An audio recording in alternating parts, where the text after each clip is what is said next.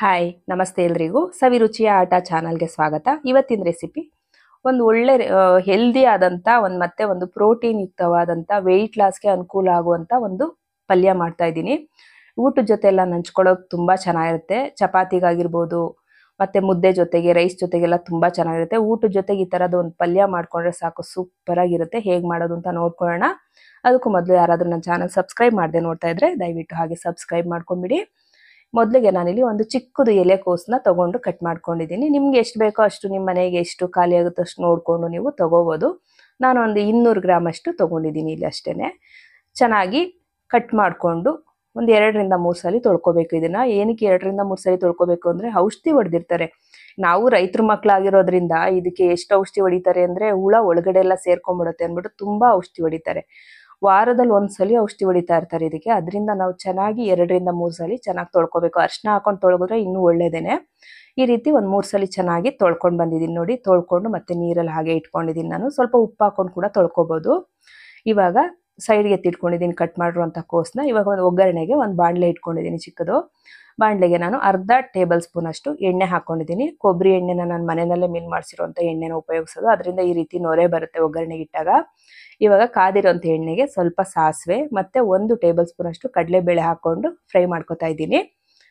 ಇವಾಗ ಕ್ರಷ್ ಮಾಡ್ಕೊಂಡಿರೋದು ಅಥವಾ ಚೆನ್ನಾಗಿ ಕಟ್ ಮಾಡ್ಕೊಂಡಿರೋದು ಒಂದು 3 ಎಸ್ಲು ಬೆಳ್ಳುಳ್ಳಿ ಮತ್ತು ನಮಗೆ ಖಾರಕ್ಕೆ ಎಷ್ಟು ಬೇಕಾಗುತ್ತೋ ಅಷ್ಟು ಒಣಮೆಣಸಿನ್ಕಾಯಿ ಹಾಕೋಬೇಕು. ನಾನಿಲ್ಲಿ 3 ಒಣಮೆಣಸಿನ್ಕಾಯಿನ ಹಾಕ್ಕೊಂಡಿದ್ದೀನಿ ಮತ್ತು ಸ್ವಲ್ಪ ಕರಿಬೇವಿನ ಸೊಪ್ಪನ್ನ ಹಾಕ್ಕೊಂಡಿದ್ದೀನಿ. ಇದಿಷ್ಟು ಹಾಕ್ಕೊಂಡ್ಮೇಲೆ ನಾನಿಲ್ಲಿ 1 ಗೆಡ್ಡೆ ಈರುಳ್ಳಿನ ಸಣ್ಣದಾಗಿ ಕಟ್ ಮಾಡಿ ಸೇರಿಸ್ಕೊಂಡಿದ್ದೀನಿ. 1 ಗೆಡ್ಡೆ ಈರುಳ್ಳಿ ಹಾಕಿದ್ಮೇಲೆ ಈರುಳ್ಳಿ ಹಸಿ ವಾಸನೆ ಹೋಗಬೇಕು ಮತ್ತು ಬಣ್ಣ ಚೇಂಜ್ ಆಗಬೇಕು. ಅಲ್ಲಿವರೆಗೂ ನಾವು ಈರುಳ್ಳಿನ ಈ ರೀತಿ ಫ್ರೈ ಮಾಡ್ಕೊಳ್ಳೋಣ.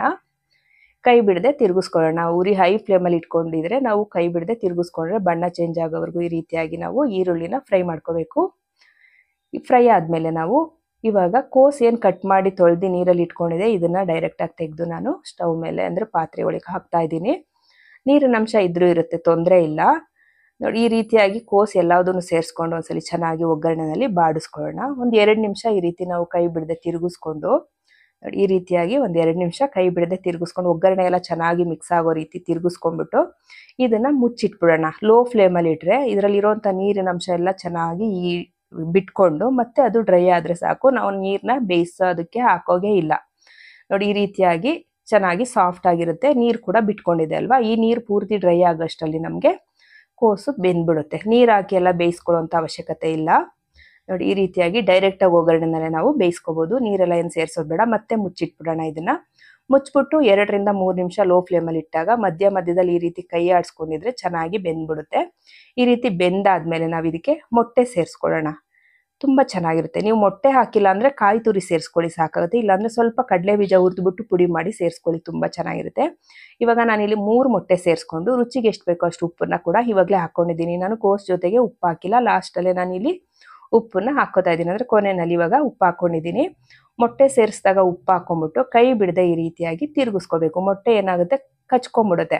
ಅದರಿಂದ ನಾವು ಕೈ ಬಿಡದೆ ಮೊಟ್ಟೆ ಎಲ್ಲ ಡ್ರೈ ಆಗೋವರೆಗೂ ಈ ರೀತಿಯಾಗಿ ಚೆನ್ನಾಗಿ ತಿರುಗಿಸ್ಕೊಂಡು ಲಾಸ್ಟಲ್ಲಿ ಸ್ವಲ್ಪ ಅಂದರೆ ಕೊನೆಯಲ್ಲಿ ಸ್ವಲ್ಪ ಕೊತ್ತಂಬರಿ ಸೊಪ್ಪು ಕಟ್ ಮಾಡ್ಕೊಂಡು ಹಾಕ್ಕೊಂಡು ಚೆನ್ನಾಗಿ ಒಂದ್ಸಲಿ ತಿರುಗಿಸ್ಕೊಂಡ್ರೆ ಅಷ್ಟು ಚೆನ್ನಾಗಿರುವಂಥ ತುಂಬಾ ಹೆಲ್ದಿ ಆದಂಥ ಒಂದು ಕೋಸು ಪಲ್ಯ ರೆಡಿ ಆಗೋಗ್ಬಿಡುತ್ತೆ. ಜೊತೆಗೆ ಪ್ರೋಟೀನ್ ಮೊಟ್ಟೆ ಇದೆ, ಇದು ತುಂಬ ಒಳ್ಳೆಯದು. ವೆಯ್ಟ್ ಲಾಸ್ ಮಾಡೋರ್ಗಂತೂ ಈ ರೀತಿ ಮಾಡ್ಕೊಂಡು ತಿಂದಾಗ ತುಂಬಾ ಒಳ್ಳೆಯದು. ಅದು ಕೊಬ್ಬರಿ ಎಣ್ಣೆಯಲ್ಲಿ ಬೇರೆ ಮಾಡ್ತೀವಲ್ವಾ, ಹೆಲ್ತ್ಗೆ ತುಂಬಾ ಬೆನಿಫಿಟ್ ಇರುತ್ತೆ ಇದರಿಂದ. ನೀವು ಒಂದ್ಸಲಿ ಟ್ರೈ ಮಾಡಿ. ನೀವು ಈ ಥರ ಒಂದ್ಸಲಿ ಮಾಡ್ಕೊಂಡಾಗ ಆ ಕೋಸು ತಿಂದೇ ಇರೋರು ಕೂಡ ಪದೇ ಪದೇ ಮಾಡ್ಕೊಂಡು ತಿನ್ನಬೇಕು ಅಂತ ಅನಿಸ್ತಾ ಇರುತ್ತೆ. ಅಷ್ಟು ಚೆನ್ನಾಗಿರುತ್ತೆ ಕೋಸು ಪಲ್ಯ ಅಂತಲೇ ಗೊತ್ತಾಗಲ್ಲ. ತುಂಬ ಚೆನ್ನಾಗಿರುತ್ತೆ. ಮಕ್ಳಿಗೂ ಮಾಡಿಕೊಡಿ, ಆರೋಗ್ಯಕ್ಕೆ ತುಂಬ ಒಳ್ಳೆಯದು. ನಿಮ್ಗೆಲ್ರಿಗೂ ರೆಸಿಪಿ ಇಷ್ಟ ಆಗಿದ್ರೆ ಲೈಕ್ ಮಾಡಿ, ಶೇರ್ ಮಾಡಿ, ಕಮೆಂಟ್ ಮಾಡಿ, ಹಾಗೆ ಸಬ್ಸ್ಕ್ರೈಬ್ ಮಾಡ್ಕೊಳ್ಳಿ. Thank you.